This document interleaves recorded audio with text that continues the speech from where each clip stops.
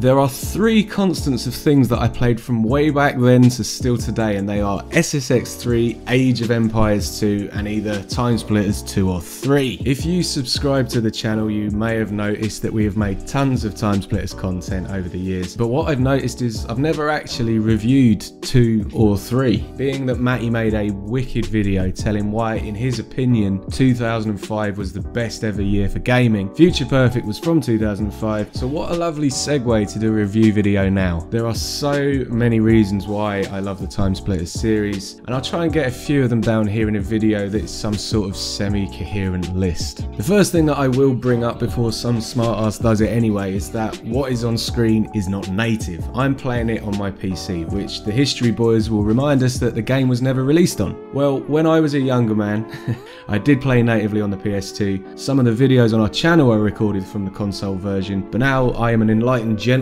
As long as you don't tell my mum, I'm going to play the GameCube ROM on the Dolphin Emulator. So this is what you're seeing here and what the rest of the video will be recorded in. Granted, it isn't the pure form, but Dolphin does a frankly ridiculous job of upscaling and filtering to a point that this could be looking like a PC game from about 5 years after it was actually released. It plays exactly the same, even if it is on a 360 pad, it just looks nicer. You also have save states and loading from an SSD, and this is now the go-to way that I would recommend to play it. When everyone's got the nostalgia goggles on and they think of Timesplitters, they think of the three games as one and the same thing. However, they are very, very different between them. Future Perfect was the only one out of the three to have a fully considered and thought out story, a story with some flow. As far as I'm concerned, Timesplitters 1, it had no story. It just had some levels where you get in, you get the thing, you get out. It was a launch title and that's okay, but unless you got the blinkers on, it's the bottom of the bunch.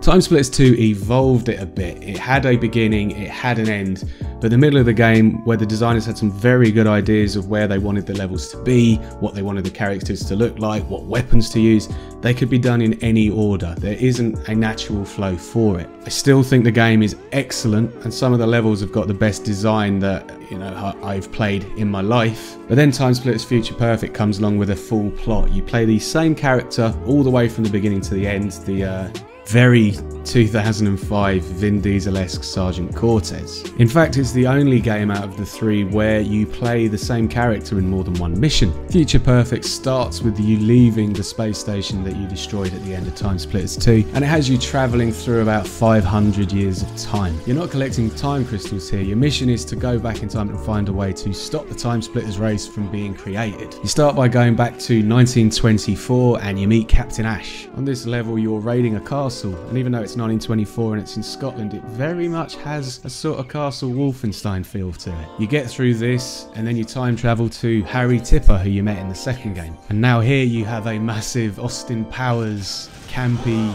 old James Bond feel of it. After getting through here, you go to 1994 and you have your spooky missions. You meet Jo Beth Casey. You're in a haunted mansion which turns into a kind of haunted science lab. You battle ghosts, you battle zombies, you get out of here, and then you go 60 years into the future and you have the start of your kind of robot-y missions. Then you travel another 200 years and machines now rule the planet, and you, with the help of a small group of rebels, find a massive lab filled with thousands of Timesplitters embryos. You try and destroy them all, you don't, you end up going back to 1924 with a robot from the late from 200 years afterwards. You do the thing that you need to do, and then after that you go back or forward, which way, to the first level where you started out, except this time you are the helping hand watching over your original character as he's doing the tutorial. That may be an absolutely terrible cliff notes to the story, but I promise you, in-game it does work really well. One of the plot devices is time loops, so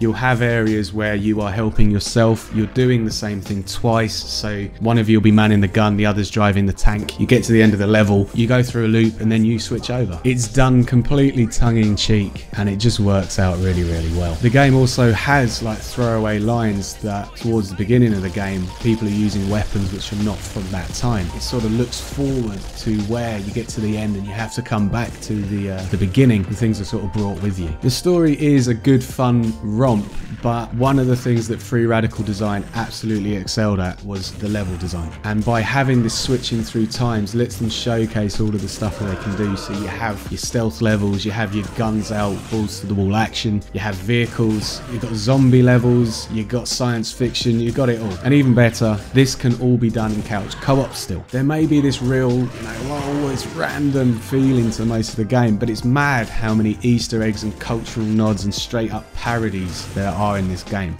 Every single one of the levels has tons of these in it. So if we just take a few of them, let's do Mansion of Madness, which is probably one of my favourite ever levels in any game. So we got the title, which is straight up recalling At the Mountains of Madness by H.P. Lovecraft. During the level you get this random sound, and it's from End of Days, the Arnold Schwarzenegger film. When you're fighting these zombies, Anya on your intercom's telling you to aim for the zombie's head, but in the same way as it was done in Shaun of the Dead. And in Shaun of the Dead they were playing Timesplitters 2. You're in a haunted mansion, so of course Red Rum from The Shining is written on the walls. The end of this level leads into the next level, What Lies Below. It's still one of these spooky ones, and it carries on with these cultural references. The big lad's got a gas canister in his mouth, or her mouth, I don't know, and Anya says, "Smile, you bitch."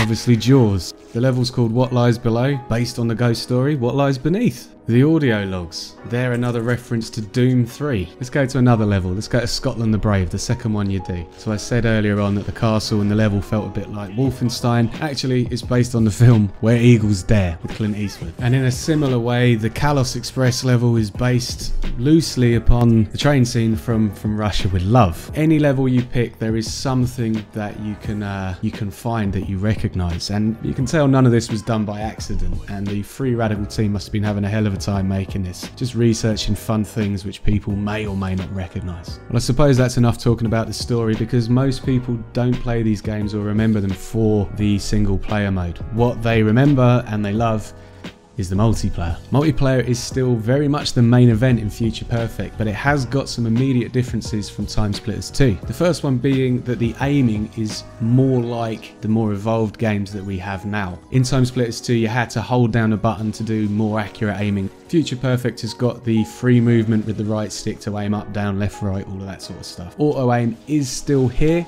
but you can turn it on and you don't particularly need it. You've also got 150 different characters in this game, and that is a mental amount. A lot of them are palette swaps, but a lot of them are also just completely unique. The majority are unlocked by doing things in the story or beating various challenges, and some of them are a lot harder to get than others. Compared to the previous games, most of the weapons are new, or they have very much been changed in appearance and function. Almost everything now has a primary and secondary fire. Grenades are very much a dedicated button, and you've also got blood, which I don't think was necessary, but there we go. The maps are now different as well. There is some from the original game, but the new ones that are put in here are more complex or have more features or more details. With the new features that have come in, some things had to be dropped. So what we're losing from the previous game is regeneration, leech and the flame tag modes. And the map maker has been changed. I never used map maker, but a lot of people did, and what you had at the time is you could also share these maps you were making, but could make your own story missions too, which was mental. The reason that I'm reviewing Timesplitters Future Perfect is because it is from 2005. And as I started out by saying, 2005 was probably the best year for gaming. If I had to pick between Timesplitters 2 and Timesplitters Future Perfect as to which is the better game, I would find it very, very hard. Both of them have just got such an affinity with me. As the sum of its parts, I would possibly maybe say Future Perfect is my favourite out of the two, but the Timesplitters 2 has got levels like Siberia, like this first level, which is just unbelievable. It's got everything in it. It's also got some real bullshit hard levels and trial and error gameplay that Future Perfect doesn't have. The story in Future Perfect is much better. The voice acting and the characters are better. The graphics are better. Yeah, it's a very tough one. If you've never played any of the games, I would definitely recommend Future Perfect over all of them, because you're just going to like the more modern controls. You're probably going to like the better graphics, and also the flow of it is just a bit nicer. Either way, you can't really lose out with either 2 or Future Perfect. Just don't play 1. Some people say it's wicked. I don't know what they're talking about. It's not that good. Anyway, more 2005 games to be reviewed. Only 13, 14 years late. Cool. Catch you later, everyone.